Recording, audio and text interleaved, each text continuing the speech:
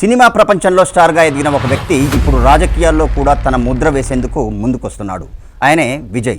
తమిళ సినీ ఇండస్ట్రీలో భారీ fan following ఉన్న సక్సెస్ఫుల్ సినిమాలు, మాస్ ఇమేజ్, యువతలో విపరీతమైన క్రేజ్.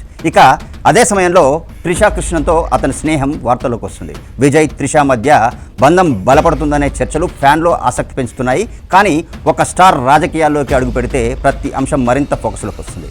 ఇప్పుడు విజయ్ తన రాజకీయ ప్రయాణాన్ని ప్రారంభించాడు.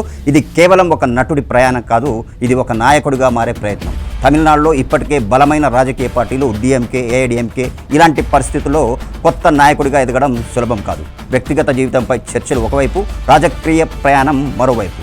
ఈ రెండు మార్గాల్లోనూ విజయ్ ముందుకు సాగుతున్నాడు. స్క్రీన్పై హీరోగా నిలిచిన విజయ్ రాజకీయాల్లో కూడా అదే స్థాయి సాధించగలడా అంటే దాదాపు ఖాయంగానే కనిపిస్తోంది.